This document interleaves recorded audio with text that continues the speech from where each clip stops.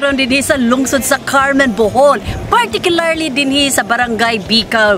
Diin ang Department of Agriculture Central Visayas adunay dakong proyekto nga gitawag nato og solar powered irrigation system. Kini ato ang proyekto mga kaagri, daghan ang nakabenepisyo na ato mga rice farmers ug ang ilahang umahan from 11 hectares ning expand sila tungod sa natagaan nato sila og irrigation system. Mga kaagri, kung inyohang paminawon na ay nagsaba-saba nga usa ni siya nga pump no tungod sa gihatag nga electricity ining ato ang solar powered system. Mga kaagri, uban ni ninyo no ug ato ang tan-awon ug unsa ang kaayuhan nga gihatag or napaambit sa ato ang Farmers Association nga gitawag nga Bicao Rain-Fed Farmers Association. Mga kaagri, uban nimi ug ato ang pagalantawon ang maong proyekto. Dali na. Maulag na buhay ng mga magsasaka at mga mangingisda. Siguradong pagkain sa buong bansa. Masagan. Mga kaagri, kauban nato ang chief sa PPMS sa Regional Agriculture Engineering Division sa Department of Agriculture Central Visayas. Waylain si Engineer Noel Cahiles. Maayong buntag nimo, sir. Maayong buntag, Manche. Okay, sir. Naa naman jud ta dinhi sa usa sa pinakadako nga proyekto sa Department of Agriculture. Ang kanang gitawag nato nga solar powered irrigation system. Unya, ako pangutana, sir. Why in Bicao? Gibutang or gi-establish ang maong SPIS. So kani ato ang SPIS atong ibutang ni diri sa Bicao tungod kay daghan tag i-consider, daghan tag mga konsiderasyon. Una, nakita nato na aduna siya potential area nga naa na existing rice bed, na po siya potential nga pwede ma-develop kung naa na SPIS. O ikaduha, naa siya dakong source sa tubig.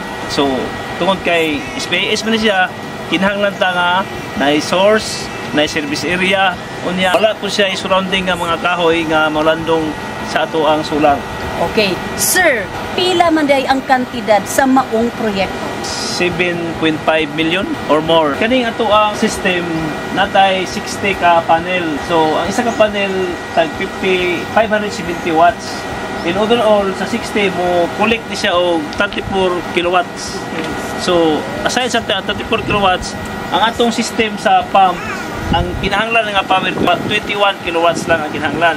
So dapat siya extra nga allowance. Sa actual operation karon, bisan niya ni alas 7, dili pa kayo init pero mo-gather na siya og energy. Time nga sa ingalon nga mura na igabon nga gamay, kaya ra siya nga padaron ato ang system. So how to maintain ang ato ang SPIS? After sa project, maganda ko man taog training and seminar. So ana napita mapaabot ato sa ato ang mga beneficiary sa recipient kung how to prevent ang mga preventive measures sa project. Okay mga kaagri, inyo ang nabati no ang ato ang engineer gikan sa RAED sa Department of Agriculture 7.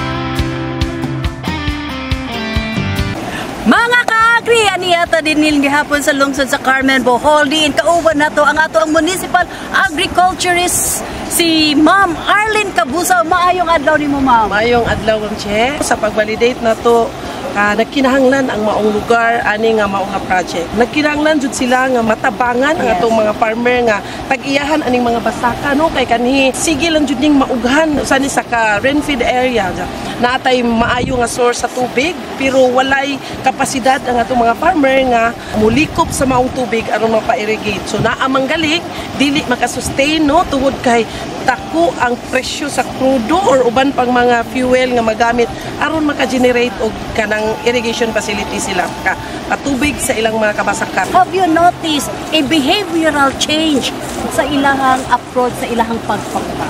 Juan, grabe no, grabe kaayo ang impact nato sa project nato sa DA. Thank you as always sa DA. Tungod ani nga project malipayo na no. Sa una halos wala jud sila makuha out sa ilang mga abot tungod kay kuwang ra sa ilang mga expenses. At the same time, matabla pa jud labi na og dili na jud makaya nila ang patubig kani nindot na siya kaayo nga project kay nakita nato no kani nga part wala jud ni nabasa kani adto. Then adto nga part permit jud na siyang maughan og tubig. Karon tan-aw nato healthy na kaayo ang ilang mga kanang basara dayon ang atong mga mag-uuma usab gaan na no napadugangan nato pagaan ang uban nilang mga burden na ini survey na donay project ibutang dire nga ingon ani nga solar power ako nang gi-offer kay kami ra man gyapon ang makabenepisyo sa maong project dili kabayrag pila kalibo ang kalipay namo ini mga tanan sa among mga membro. Completed ang maong project last September 2024. Kung ato ang compare sir, kung saan man ang bintaha sa rain-fed and naanay irrigated? Pagkani mo mayo, SPAS nga project mo gini para nako. Mabawas-bawasan man namong gasto sa mga diesel gawas sa panggamit sa basak nga magturtol. Katong gingon kanimo diesel sir no sa katong gigamitan ninyo sa pump kani adto, di ba? Pump pa inyong gigamit para ang inyong basakan mapatubigan. So nagamit mo og diesel. Ayos sa una kay sa paning among kapunungan nga aning kuan wag gud mo tubig nya karon ayahay naman kay makaani naman nga pwede nga mo supply og binhe. Nagpasalamat ko sa taga DE LGU Carmen nga hingabot ning proyekto unya naka-benefits kami sa among asosasyon niya naman niya ng tubig mo taas among abot ug mo kita pa mi og labaw pa sa una sa part sa local government yun sa kanunay ban sa itong MA ug mga technician kami naglantaw nagsuporta sa mga ginagmay nga mga panginahanglanon sa atong mga para na ho ang mga mag-umama pa na gitawag buhing hero tungod kay kada adlaw ang tanang mga panginahanglanon sa tao while nga buhi pa ang tao gikan yun na sa produkto abot sa mga ka-agri, inyo diyong nakita no ang usa ka proyekto sa Department of Agriculture ang atong solar powered irrigation system nga nahimutang diri sa Barangay Bicao, Carmen, Bohol. Ug inyo ha makita mga ka-agri ang paghiusa sa usa ka asosasyon inubanan sa maayong suporta sa local government unit diin magmalampuson ug bahimong malampuson lang gihapon ang ato ang proyekto. Mga ka-agri, uban nimi sa pag-ingon, sila ang bila, kami ang bila. Para sa Agri ug Kita.